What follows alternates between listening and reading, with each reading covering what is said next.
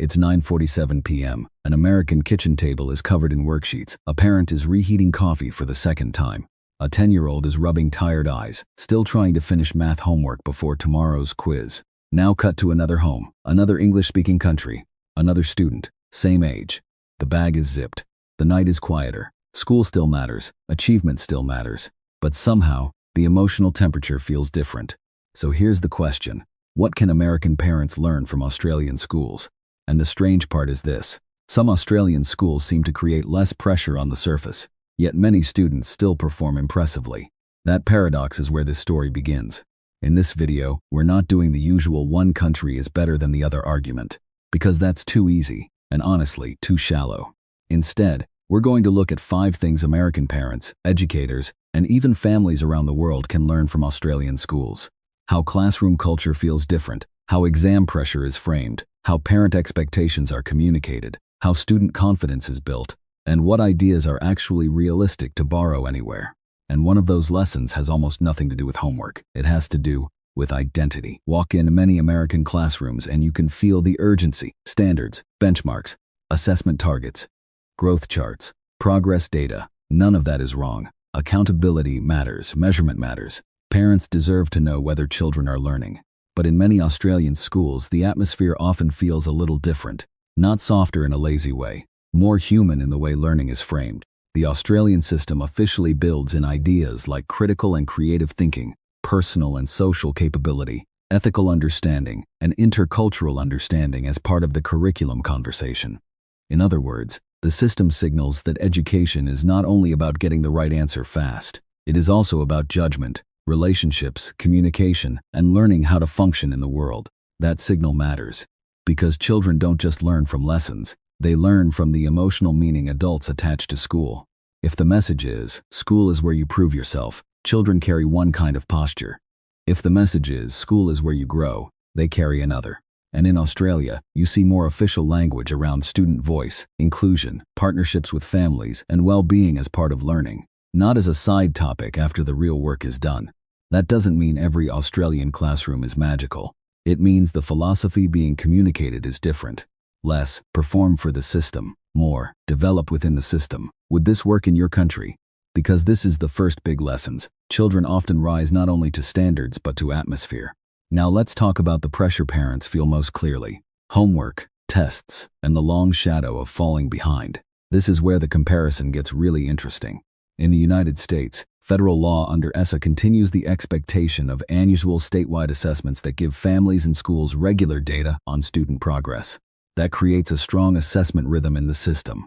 In Australia, there is also national testing. It's called NAPLAN, but it happens in years 3, 5, 7, and 9, not every year. And the official language around it is important.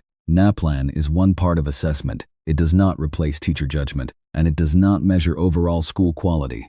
That difference may sound technical, but to a family it can feel emotional, because systems don't just measure children. They tell families what to worry about.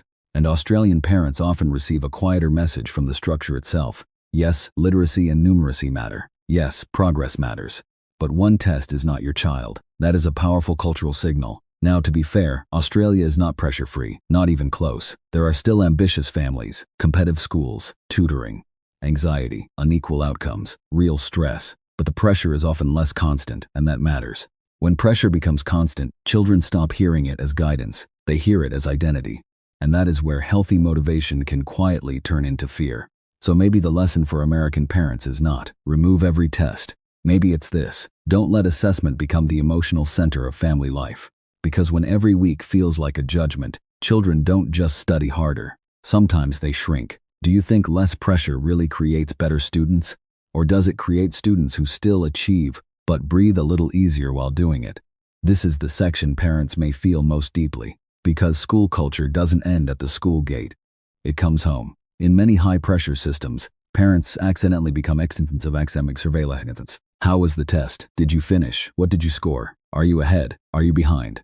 Again, none of these questions are evil. They come from love, from fear, from responsibility. But love can sound like pressure when it arrives every day in the language of performance. One of the smarter ideas in Australian schooling is the formal emphasis on partnerships between families and schools, and on student voice inside that relationship. The message is not just parents must monitor. The message is families and schools collaborate to support learning, safety, and well-being. That small shift changes everything. A parent stops acting like a constant inspector and starts acting more like a stable base. That means asking different questions. Not only, what grade did you get, but also, what felt hard today? What are you getting better at? Did you feel confident asking for help? What are you curious about now? Those questions do something remarkable. They protect ambition, without making achievement the child's entire worth. And if you're enjoying these global school comparisons with real nuance, subscribe to Teachment Masters. We break down what different education systems get right, what they get wrong, and what families can actually use in real life. Now here's the part many parents miss. Confidence does not grow only from success.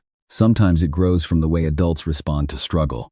Australia's broader curriculum language makes room for skills beyond raw test performance, and its well-being framework explicitly connects learning with safety, inclusion, resilience, relationships, and student participation.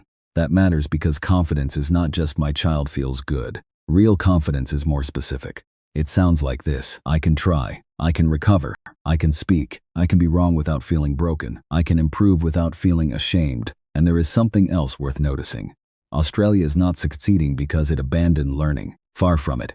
In PISA 2022, Australian 15-year-olds scored 487 in mathematics, 498 in reading, and 507 in science, all above the OECD averages.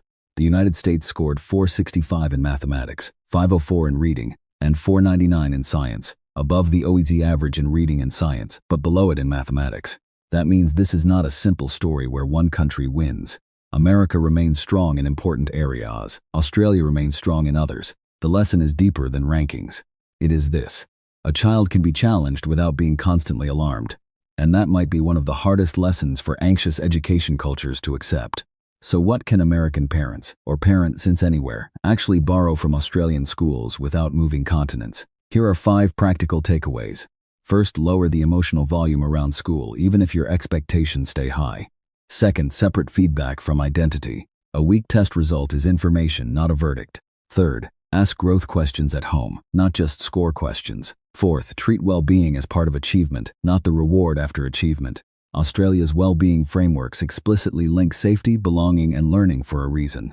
And fifth, teach children that education is broader than ranking. Knowledge matters, skills matter, character matters, relationships matter, voice matters. Because one day your child will leave school. And when that happens, you will not only want a high performer, you will want a steady human being, a person who can think, adapt, communicate, and keep going when life becomes unclear. That is education, too. Which system would you choose for your child?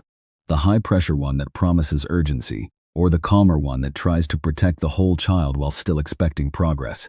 Maybe the honest answer is neither, completely. Maybe the best answer is a wiser mix. So, what can American parents learn from Australian schools? Not that rigor is bad, not that tests are evil, not that one country has solved education. But maybe this: children do better when adults protect both standards and dignity. Australia is not perfect, America is not failing at everything. Both systems have strengths. Both systems have blind spots. But Australian schools offer a reminder that many families desperately need. A child is not a report card with a backpack. A child is a growing person. And the best education systems never forget that. If this video made you think, tell us in the comments. What is one thing your country gets right about school, and one thing it gets wrong? Like this video, share it with a parent or teacher, and subscribe to Teachment Masters for more thoughtful education comparisons. And in the next video, we're looking at another powerful question. What Asian classrooms teach the world about discipline, confidence, and focus without losing curiosity? We'll see you there.